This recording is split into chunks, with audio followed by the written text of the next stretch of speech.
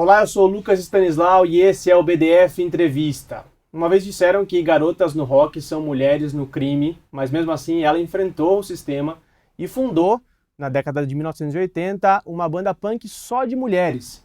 E de fato, teve muito sucesso com isso. O primeiro disco das Mercenárias, o Cadê as Armas, foi eleito pela revista Rolling Stone como o quinto melhor disco de punk do Brasil. E o segundo disco delas, o Trashland, foi eleito pela revista Bis em 88 como o disco do ano. Hoje a gente recebe a baixista e fundadora da banda As Mercenárias, Sandra Coutinho. Sandra, obrigado por achar um tempinho aí na sua agenda para vir aqui ao BDF Entrevista.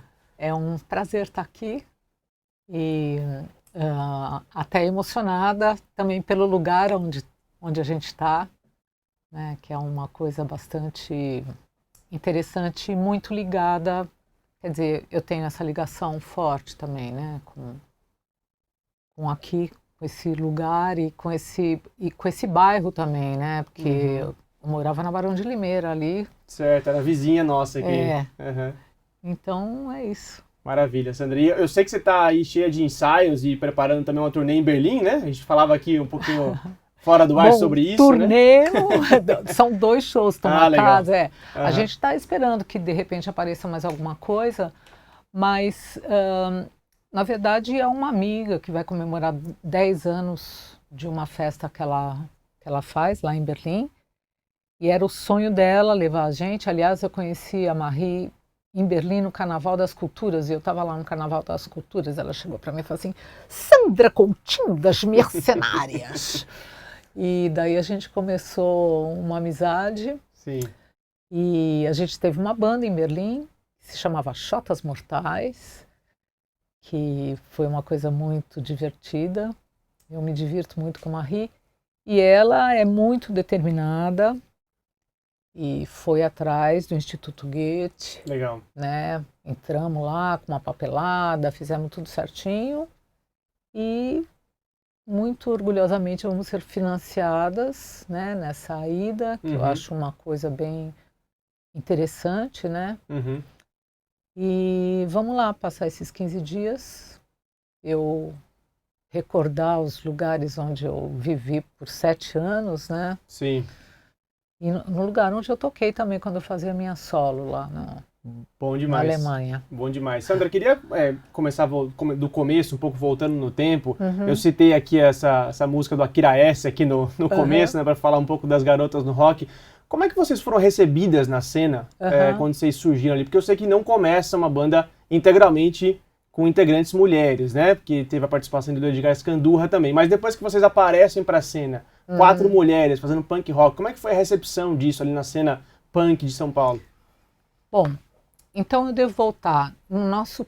Bom, a gente fez um primeiro showzinho, né? Quando a gente já tinha uns 10, 15 minutos de música, que foi abrir o Ira num bar Rosa Proibida. Certo. De lá eu não lembro de nada o que aconteceu. Eu só me lembro que o Edgar estava nervoso, porque assim, a gente já tinha muitas músicas. Quando um dia eu conheci o Edgar, ele foi parar em casa, ele viu um ensaio e ele super gostou e a gente colocou, porque a gente não tinha baterista e ele se ofereceu. E o que foi muito interessante, porque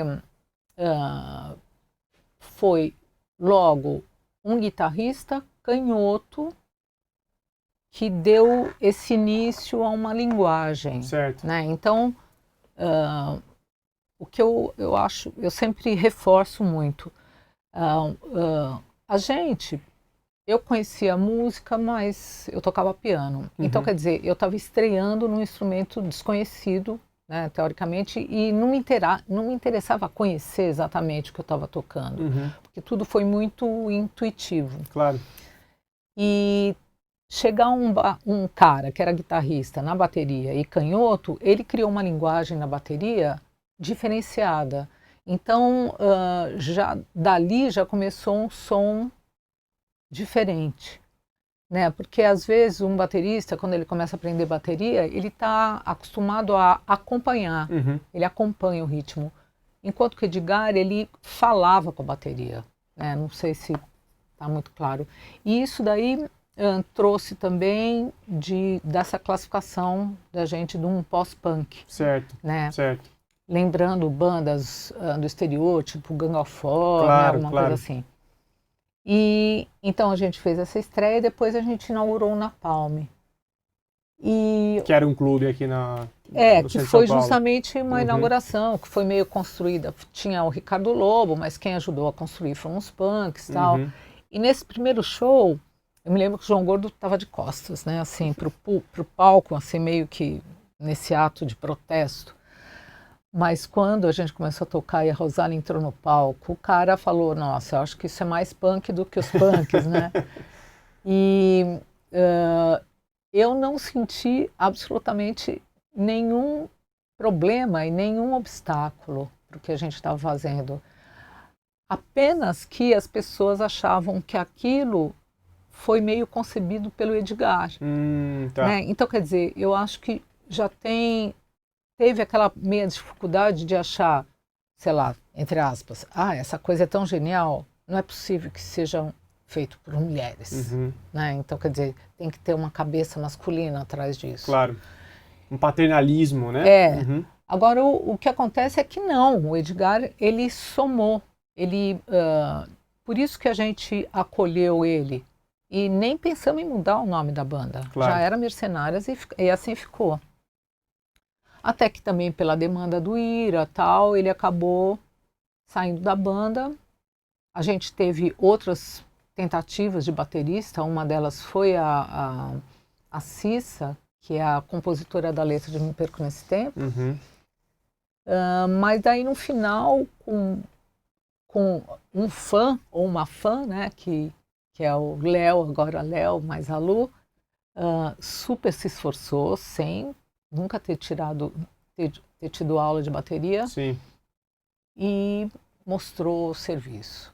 E a gente acolheu, e hoje em dia, escutando Mercenárias, eu vejo o quanto a Lu foi criativa na época, porque eu acho que é isso mesmo, a gente trabalhou criativamente com as nossas limitações, né? Assim, claro. Ninguém era esmirilhava, e também nem era essa a proposta, mas encontrar soluções criativas para nossa expressão. Claro, e está muito imbuído esse espírito do punk rock, né? Que é o faça você mesmo, pega os instrumentos e toque, né? Exatamente. Eu acho que essa porta do punk rock permite essas várias manifestações, né? Claro. Então, foi isso. Agora, é curioso você dizer que o ambiente da cena punk à época não era necessariamente um ambiente machista, né? Você acha que hoje, na cena que as Mercenárias habitam hoje, piorou de tal maneira? Vocês sentem um ambiente mais hostil, talvez, por parte do quesito gênero, de alguma maneira? Ou... assim, eu, pessoalmente, nunca fui muito conectada com esse tipo de coisa, porque assim, eu venho meio de uma família de muitas mulheres, né? Então, quer dizer, a minha mãe, na época, já com 18 anos, tirou carta de motorista, sabe aquela coisa assim, uma pessoa muito independente, não fez questão de casar na igreja, né? Numa época que mulher nem usava calça comprida, ela queria usar. Então, o meu avô fez todos os filhos tocarem instrumento, então, quer dizer, eu nasci numa família que a tia tocava violino, bandolim, a outra cavaquinho e tal. Então, eu já vi no que mulher pode tudo. Claro. Quer dizer, eu nunca nem pensei que mulher não podia nada. Então, esse tipo de coisa nunca foi uma barreira. Nunca foi uma coisa que eu falasse, eu vou ter que lutar. Não. A nossa luta era espaço para se expressar. E a gente nunca imaginou que, pelo fato de a gente ser mulheres, a gente ia encontrar barreiras. Qual era o ambiente político que vocês viviam ali, Sandra? Você estudava na USP, né? Já era um pós-ditadura, quase um pós-ditadura. Tanto eu como a Ana, a gente foi militante, né? Tanto a Ana entrou no AI-5, né? A guitarrista. Eu fui presa ali na PUC. Eu li em algum lugar que você era Liberdade de Luta. Era do grupo Libelu. Ela também, entendi. Que era justamente o pessoal da ECA, né? Claro. Eu fiz ECA. E Na verdade, eu acho assim, que muito da arte, dos conceitos de arte, foi esse aprendizado político que eu tive. Uhum. Porque a Libilu, as cabeças, eram mais na praia do surrealismo, né, das intervenções culturais, do rock and roll. E então a ECA foi um ambiente de muita manifestação, né, muito contato com essas pessoas. Tanto é que a gente tinha a Woodstock na ECA, né? Então, quer dizer, foi esse contato também com rock, pessoas, o Tonho Penhasco, que tocava Led Zeppelin e tal, aquelas coisas todas. Então é isso, eu acho assim que tá certo que eu entrar na ECA já foi um marco para mim, claro, né? De abertura, de aprendizado, e daí tendo a Ana, e daí o meu primeiro marido, ele fazia cinema, então ele começou a fazer um documentário sobre os punks, e daí é que eu fui conhecer, né? Então, parece que todo o destino foi me colocando nesse caminho. certo. Então, eu acho que é isso.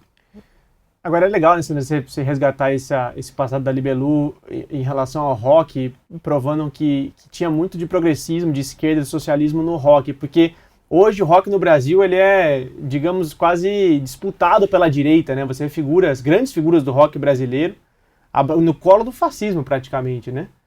O que aconteceu no caminho, Sandra? Olha, o que eu acho assim, é muito fácil, ou isso acontece com muita velocidade, de todas as linguagens, as expressões, ou esses passos pela liberdade ser cooptado pela direita, certo. né? Então, vamos ver um exemplo de cultural. Tá, na época, o que acontecia? Eu tinha um jeans, rasgava, eu em vez de consertar, eu continuava com esse jeans rasgado, porque também era uma expressão. Rasgou, olha aqui, não sei o que lá. Hoje em dia você comprava o jeans rasgado numa vitrine, né? Então, isso é eles sugam, eles pegam, eles incorporam essa linguagem. Então, o que na época um cara fazia tatuagem ou tinha um brinco, era uma expressão de contestação. Hoje em dia, não. Né? Você tem um monte de gente, 1000 tatuadas e é completamente de extrema direita. Claro. Então, quer dizer, é uma coisa que eles pegam. Né? Então, você tem que... Acho que a esquerda sempre tem que ser muito criativa e se renovar e conseguir mudar de cara, né, para poder contestar, porque, por exemplo, você vê nas grandes emissoras também fala o racismo, daí põe um ator negro. Isso não quer dizer que não tem mais racismo. Isso é tudo uma imagem, uma falsificação, né? Então, nem sei, eu até me perdi. Você está falando da época Isso, grandes figuras do rock brasileiro que acabaram no colo do fascismo, né? Você vê grandes artistas de sucesso, né? Do expoentes do rock que acabaram no colo do fascismo, quando a gente vê que o rock brasileiro também tem uma tradição muito progressista, né? Um filão progressista. Sim, eu acho assim que vai depender muito da época que foi surgindo, né? Sim. Então, quer dizer, a gente da geração 80, como apareceu logo nessa transição, então a expressão era denúncia. Claro. Né? Eu me lembro na época que eu ia nas galerias e vinha um bando de punks, assim, ó, era muito emocionante, porque aquelas pessoas, daquele jeito, causavam alguma coisa nas pessoas, né? Assim, de olhar aquilo e já a reflexão, o que é isso? Então, você provocar uma reflexão é uma coisa muito importante, né? Era uma ruptura além de sonora, estética, né? Além de musical, estética. E é o que a gente fazia muito, né? As mercenárias, assim, a gente logo de cara negava o feminismo, o feminino objeto, né?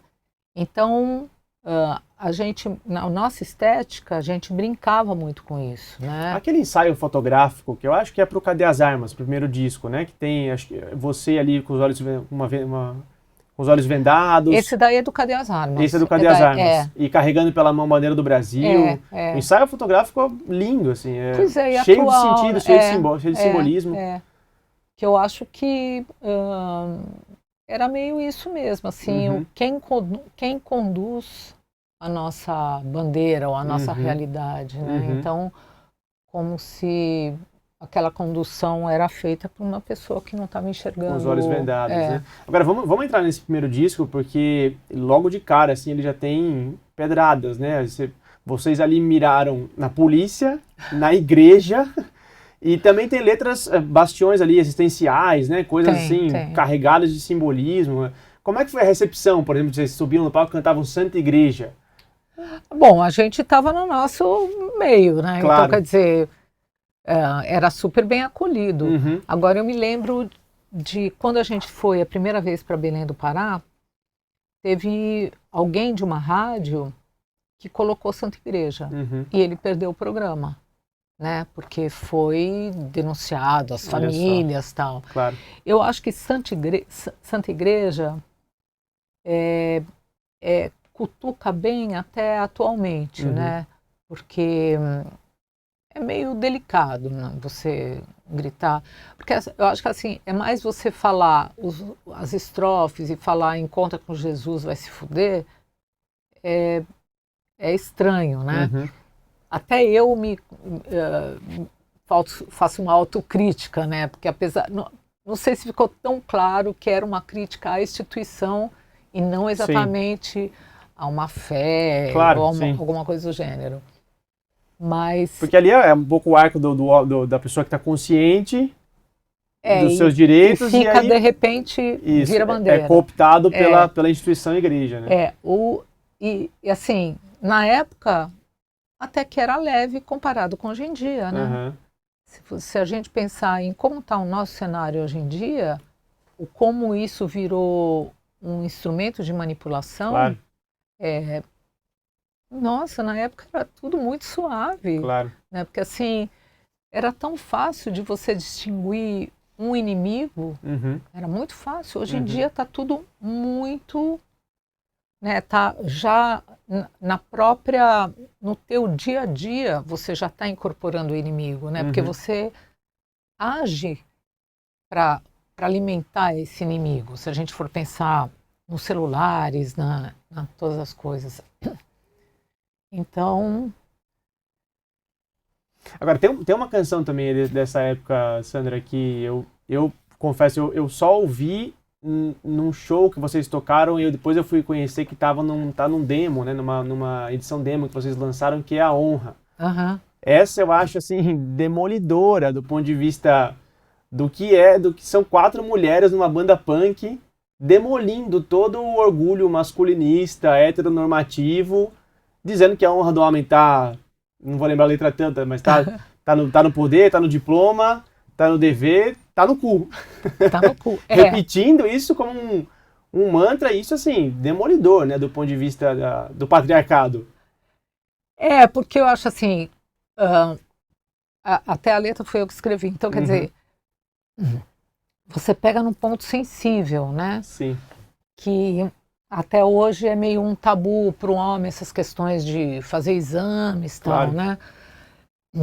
E daí você compara essa sensibilidade com as regras sociais e com essa obrigação nossa de ser o que a sociedade espera que a gente seja. Sim. Então, eu acho que ela é bem isso mesmo, sintética, curta, que também era uma coisa que a gente queria, né? Fazer 1 minuto, 1 minuto e meio, e escute quem conseguir, esteja atento quem conseguir. Claro. E é isso. Eu ouvi, a primeira vez eu tive o privilégio de ouvir ao vivo, eu comentava com você, né, que eu vi as Mercenárias no Sesc Pompeia, um show Mercenárias e Patife Band, e a primeira vez que eu ouvi a música foi vocês tocando ao vivo, me impressionou de uma maneira assim absurda, eu falei, nossa, é genial, como é que eu nunca tinha ouvido antes esse som das Mercenárias.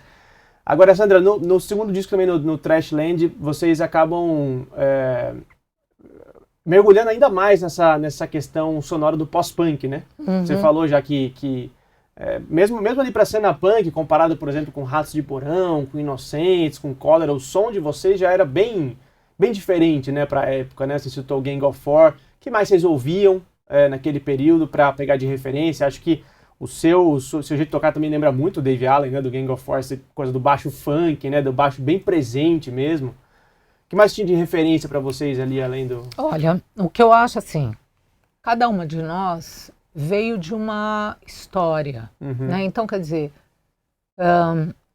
a gente vem de uma MPB, né? Isso é inegável. Então, quer dizer, eu posso dizer que eu já escutei mais Caetano Veloso do que Sex Pistols. Legal. E eu também tive formação dos cantores de rádio, toda essa tradição familiar e tal. Então, você chegar num pós-punk não é necessariamente porque eu ouvia Gang of Four. De repente eu ouvi Gang of Four, eu me encontrava como um amigo, uma parceira, assim, tipo, tá vendo? Isso existe, então eu também posso existir. Sabe? É meio nessa pegada. Então, Mercenárias começou bem virgem de conhecimento, né? Por exemplo, a gente gostava de Nina Hagen, mas por ela, Claro. mais pela presença, pelo comportamento, pela questão de mudar de figura tal. Não necessariamente pelo som que ela fazia. Né? Então, por exemplo, Carambolage ou Slits, a gente foi conhecer depois.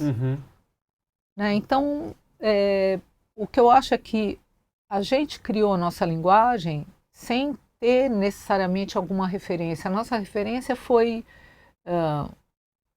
se basear na liberdade. Né? Então, por exemplo, quando eu penso que eu vi Maria Alcina naquela época, que eu vi Gal Costa cantando Índia na televisão, em cima do banquinho, né? Aquela coisa libertária. Então, isso me cutucou para eu ir para essa praia da liberdade de expressão, buscando o que eu sou, né? E na época estavam essas portas abertas dessa sonoridade que a gente se encaixou, porque assim, quando eu vi a primeira vez um show de punk que foi Os Inocentes, o que me fascinou foi essa interação de público, Claro. essa participação, né? Esse convite de que a gente é igual a vocês, sabe assim? Eu não sou o artista, eu sou vocês. Extremamente horizontal, né? E era isso que me fascinou, que eu queria. Então, eu fui para essa linguagem. E a questão do pós-punk é essa permissão de não se encaixar numa regra sonora. Quer dizer, tá certo, eu já tinha escutado muito antes do decafonismo, serialismo, os compositores de vanguarda da época e tal. Então, quer dizer, eu já tinha meio essa abertura de tudo é possível, né? Que tem muito também no som de vocês, né? Nas Mercenárias. Vocês miram muito nisso também, né? Na música de vanguarda, né? A gente falava um pouco também do rock matemático, né? Essa coisa... E o que é interessante é que aconteceu de eu ter a Ana e ter a Rosália no princípio, que são pessoas absolutamente diferenciadas, né? Então, e livres também. Então, a forma como elas se abriam, porque esse era o nosso ambiente da liberdade, de ninguém ter vergonha de nada lá, né? Era para berrar, e a Rosália já chegou berrando daquele jeito. Então, quer dizer, já abriu a porta do tudo é possível. Claro. E eu acho que para a mulher ter essa companheira, essas aliadas do tudo é possível, é que fez a gente encarar um palco. Porque a gente estava juntas, né, nessa parada. Quem escrevia mais, além de... Todas escreviam? Todas escreviam. E acho que tem, assim, meio umas características. Eu, na época, era a mais objetiva, direta, de crítica social, né? A Ana fez a Letra de Polícia, fez Inimigo. Inimigo que é uma para a própria cena, né? Contra as brigas. Inimigo foi numa festa, acho que era o aniversário da Ana, que a gente fez no CRUSP, E não aconteceu nada, porque os caras começaram a quebrar tudo, né? Então, ali já aparecia esse conflito de o que é ser punk? Sim. Ser punk é quebrar a coisa do teu próprio amigo, né? Então, aparece essa letra e o Edgar estava junto, né? E a gente não tinha... E agora? Uma segunda parte? O que a gente vai fazer na segunda parte? A gente já falou tudo. Daí o Edgar veio com a ideia, então vamos inverter a letra, né? Que isso também é típico do Edgar. Sim. Né? Assim, quando você vê que cada pessoa se colocou, então tem a assinatura de todo mundo nas obras, né? Você vê que, por exemplo, a Rosália tem esse lado visionário, né? Uma pessoa assim mais ligada a uma bruxa, né? Assim, uma mística que já desde aquela época já estudava horóscopo, né? Aquela astrologia e tudo. Então, quer dizer, as letras dela são visionárias, mais existenciais, né? E são muito visuais, eu penso, né? Se pensar vampiros solitários e vorazes, claro. né? Correndo juntos nesse labirinto. Então parece que é uma coisa assim... É impressionante, também. Muito Amor Inimigo também, eu acho um pouco Amor nessa... Inimigo é do Léo, né? A só. contribuição do Léo, que também é muito amada essa letra. Então acho assim que foi uma coisa bem... eu sinto saudade desse momento muito coletivo. Criativo, né? Criativo, uma coisa assim que eu sentia que era o meu oxigênio mesmo, né? De ter aquele encontro, de fazer, de realizar. E quando apareceu a oportunidade do disco, eu já estava louca, porque a gente já tinha muita composição. Claro. Até hoje eu não sei como a gente escolheu, qual é o critério, porque a primeira música ficou para o segundo disco, músicas que eram parceiras se separaram, sabe? Isso é curioso, né? Porque a canção Cadê as Armas fica para o segundo disco, que dá título ao primeiro disco. Ao primeiro né? disco, E Trashland foi a primeira música que a gente fez e foi para o segundo disco. E foi para o segundo disco. Porque eu acho que também teve o critério, não vamos começar com Trashland, que é muito, né? Porque assim, o Trashland é um funk duro, branco, né? Meio um contortions, assim, uma coisa assim. Mas é a música muito simples. Claro. Assim, qualquer cidadão pode tocar essa música. Né? De tão... eu acho genial no fato de a gente ter montado uma música com os elementos fáceis, né? A IA nunca conseguiria fazer. Não conseguiria. De maneira nenhuma, a IA não consegue ser punk. Não. Né? Agora, o Cadê as Armas vocês lançaram pelo Baratos e Afins, né? Cadê as Armas, isso. Como é que foi essa relação com esse lançamento? Eu recentemente até perguntei para o Luiz, porque tem essa proposta de um selo, que é a Barbante, de Curitiba, que está pegando no meu pé, faz tempo, para lançar um livro sobre o Cadê as Armas. E agora eu arranjei uma amiga jornalista que vai ajudar a fazer isso. Pô, demais, hein? Animados só que não vai sair para esse ano, né? Vai sair para o ano que vem, porque porque não dá mais. Então eu fui com a Ana nas galerias falar com o Luiz e perguntar: Luiz, o que aconteceu com você que você foi chamar a gente, né? Que na verdade a gente já estava bem desesperada. Luiz Calanca, dono da Baratos e Afins. Daí ele falou que ele tinha visto várias vezes o show e para ele era muito interessante ver mulheres cantando Santa Igreja, sei lá. Então ele veio e propôs, né, fazer esse disco, que foi difícil, foi uma jornada difícil, demorada, mas com poucos recursos, né? Então a gente deu um jeitinho de realizar de acordo com os poucos recursos. Né? Claro, claro. Agora, Sandra, ali no Napalm, né? Como é que era essa cena? Quão importante foi para vocês terem esse lugar para tocar, assim, para fazer de fato a cena acontecer, né? Bom, eu não sei como, mas a gente fez, na época a gente fez essa demo, que saiu um disquinho também, né? Num vinil. E essa demo foi parar nas mãos da Fernanda e do Ricardo Lobo. Certo. E daí eles chamaram a gente para inaugurar a casa. E depois a gente tocou mais uma vez lá. Bom, era um lugar muito legal. Todo mundo tocou lá, Uhum. né? Assim, Ira, Titãs, Capital Inicial, Plebe Ruim, todo mundo tocou lá.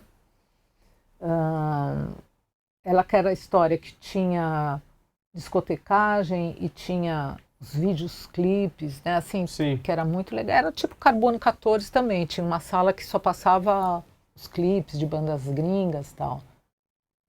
Então, era um ambiente interessante, e a gente mergulhada no meio, né? Uhum. No centrão, se misturando com a população do centro, Sim. que tinha tudo a ver com a gente, né? Uhum. Eu acho que a gente foi bem acolhida no centro, Uhum. pela população. E é, é isso. Claro, claro. E aí, vocês gravam esses dois discos, né? O Cadê as Armas, pela Baratos e Afins, o Trashland, acho que sai pela EMI, né? Isso. E aí, a banda acaba. Isso, porque O que acontece? O que o que aconteceu acontece ali? é assim, a gente vem de uma luta, Uhum. e é uma luta de sobrevivência, no sentido de que, tá, eu era a mais, como se diz, que tinha mais condições, porque eu morava com a minha mãe, Uhum. a minha mãe era uma puta cabeça legal, a gente ensaiava na casa da minha mãe. Uhum. Na época eu tinha uma loja de roupa usada junto com a Ana também, que era uma loja que eu ganhei muita grana, Universo em Desfile. E enquanto que a Ana e a Rosália tinham que trabalhar para o sustento, Uhum. né? Então eu segurava bem a barra da situação. Mas daí foi indo, daí você espera um disco, daí passa, espera o outro, e com isso as relações vão, né? Tem um cansaço. Uhum. E a gente tinha uma expectativa com Trashland, mas passaram 3 meses e a gravadora mandou um telegrama, né, encerrando o contrato. Por Então, telegrama. por telegrama. Nossa, que consideração, hein? É. E, então, quer dizer, eu acho que isso pegou cada pessoa também num momento diferente, né? Uhum. Então, eu já estava com vontade de fazer outro tipo de coisa, eu estava assim, mais para improvisação, para pesquisa sonora, né? Uhum. Pesquisa sonora. Eu tinha 3 pedais de loop, estava pirando lá no negócio. Uhum. E estava achando canção um conceito prisioneiro, sabe assim? Ai, começa, introdução, acaba. Eu Uhum. estava nessa vibe. A Rosália também falou, não quero mais, então tá, tchau, saiu. E daí, passando 1 ano ou 2, eu fui para a Alemanha e justamente fui para essa cena de improvisação, de sonoridade. Então, quer dizer, aconteceu também de eu estar nessa busca e aparecer essa porta, Claro. né, de ir para lá e de eu realizar essa viagem sonora mesmo, que aqui é muito difícil. Claro. Claro. Muito difícil. Agora, você vê, é um legado que ficou influente pra caramba, né? A Rolling Stone classificou o Cadê as Armas como o 5º melhor disco de punk do Brasil. Pois é, É um uma coisa pódio. eu vejo isso atualmente, né? Uhum. Assim, quando eu faço shows e o público que abrange todas as idades, Claro. né? Tanto as pessoas que já conheciam, quanto as pessoas que conheceram e nunca viram, Uhum. como quem está vindo agora, Uhum. e aquele outro que o pai mostrou o som, Claro. ou a outra que é professora mostrou o som, né? Então, tem até família que vai com criança de 5 anos já com a camiseta que chama Edgar. Que demais. Né? E que está com a camiseta das Mercenárias já. E como que foi essa retomada? Quando que vocês retomam esse Então, fio da foi história assim, aí? a questão não foi uma coisa intencional, Tá. né? Porque eu voltei para o Brasil, demorou bastante para eu me encaixar na história, sabe assim, entender o que era o Brasil, andar com um protetor no ouvido, porque imagina morar 14 anos na Alemanha com lei do silêncio, chegar aqui, tudo é poluição, né? E mais São Paulo, né? Nossa, eu Quantidade de assim, carros. eu pirava. andava na Heitor Penteado, assim, com um protetor, olhava o ônibus, que absurdo, você entra pela frente, anda no sentido oposto, só porque eles não conseguem solucionar a questão de, né, de gente, porque mudaram porque tinha gente que saía por trás. Claro. Então, em vez de solucionar a sociedade, eles solucionam o empecilho, né? Proíbem. E eu via também aquelas mães jogando, pondo as crianças para se arrastar debaixo da roleta do ônibus, né? Então, você chega aqui e vê uma situação de inconsciência social, né? A sociedade não tem essa consciência que ela tem direitos, que ela tem que brigar. E daí estava demorando para eu me encaixar, o Edgar me chamou para fazer o Benzina com ele, até que encontraram o Edgar e falaram se a gente não topava fazer um negócio no Sesc Pompeia. Então, na época, a Rosália topou, o Edgar foi na bateria e a gente chamou a Jorja Branco, porque a Ana não quis. Uhum. E depois desse show, começou a aparecer o convite. Entende? Então, quer dizer, eu fui levando do jeito que era. Claro. Né? Ah, o Edgar não pode mais, então quem vem? Ah, tá. Ai, a Jorge, não sei o que lá, a Rosália sai. Uhum. Então, hoje eu vejo que não foi nada assim, vou fazer, então, Mercenárias. Sim. Então, para isso, preciso disso. Não. Foi meio que o barco lá navegando, daí, de repente, para o vento, você para, daí vem uma ventania, você sabe? E vai de novo. Foi bem nessa... E você está levando encampando essa batalha ainda, né? Eu tô com uma certa, agora, angústia de um novo, né? Assim, tô querendo ver o que eu mais tenho de novo, de outra sonoridade, de outras questões, porque a Mercenárias está ficando na história de interpretar um repertório já. Certo. Que muitas músicas não são conhecidas, né? E que são legais e desafiadoras. Quer dizer, é engraçado que só hoje, depois de 40 e poucos anos, é que eu vejo como a gente fez coisas que eu falo, nossa, que coisa legal isso. Assim, sim. Quando eu vejo Loucos Sentimentos, eu falo assim, gente, que ideia é essa? Claro. De mudar, de repente, fazer um clima de, sei lá, circo, né? Parece equilibrista, né? Sim. Então, como pareceu isso? Assim? Sim. Parece que baixou o negócio da gente, a gente saiu criando. Muito bom, muito bom. E tem música nova para o futuro? Tem composição nova, talvez? Não, olha, dessas formações, a gente tem 2 músicas, né? Que foi com a Pitty e com a Silvia. Tem uma que teve a participação do Mari e da Michele, que fez umas... Teve uma época da Michele com a Silvia que a gente fez várias composições, mas era bem a cara da gente, não era uma coisa de Mercenárias, né? Era mais Sandra, Silvia e Michele. Claro. Mas daí cada uma estava no momento, então eu acho assim que aquela coisa que aconteceu nos anos 80, aconteceu lá e está agora compartilhando ainda essa expressão. Mas eu não acredito que a gente vá conseguir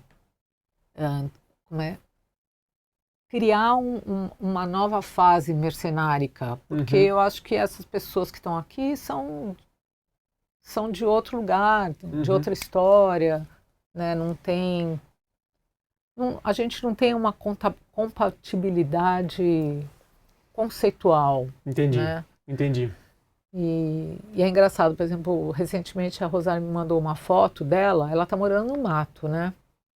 Assim, uma figura completamente surreal. Daí ela fala assim, eu me visto assim quando eu vou na cidadezinha. Quer dizer, ela é uma artista do cotidiano. Então, quer dizer, ela vai na cidadezinha e ela intervém. Porque só a presença dela, as pessoas lá devem falar assim, olha, ela vem a veinha lá do mato, né? De alguma maneira segue sendo punk, né? segue intervindo e causando reflexão. Eu acho que é essa que é a história, assim, você conseguir cutucar para reflexão. Agora, com um repertório novo ou não, a presença das mercenárias politicamente no Brasil de hoje segue sendo muito importante, né? Porque a gente tem uma eleições em outubro, uma ameaça do fascismo chegando brava, né? Para amedrontar a gente. Então, nossa, eu acho o progressismo nas artes ainda segue sendo muito importante. E daí também vem as questões estéticas, né? Claro. Assim, o que é realmente, o que é a arte, né? Qual é a função da arte? Assim, a gente, no pós-ditadura, fazia do palco também um palanque, né? Mas a gente tem que pensar que agora já tem um palanque. Então, o que é o palco? Né? Eu vejo que é um lugar para a liberdade de expressão no sentido pirar. Não é liberdade de expressão, falo tudo que eu quero. Não é essa liberdade de expressão. De ódio, né? A liberdade de expressão é você ampliar para poder sair de uma regra, né? Sair do tonal, sair do 4x4, né? Ter letras que buscam o sonho, a imaginação, as conexões que a gente não realiza na vida, né? Porque a gente não tem uma vida plena, né? Infelizmente, não sei se um dia a humanidade vai chegar nessa plenitude da vida de ser, né? De existir, de estar em conexão. A gente está muito prisioneiro dessa realidade. Imagina, a gente não consegue nem sossegar. Cada dia aparece uma porcaria que os caras aprontam. Exato. Né? E você tá lá em casa, sem tempo, é isso que eu falo, quando eu pego um Uber e tal. Imagina, os caras estão naquela situação, eles não conseguem nem parar para se mobilizar, não tem como. Então... É isso, seguimos alerta. Sandra, obrigado, foi excelente o papo. O mesmo. Vida longa às mercenárias. É isso aí, pelo menos para mim. É isso. Muito obrigado. E obrigado a você que acompanhou mais essa edição do BDF Entrevista. A gente volta no próximo episódio. Até lá.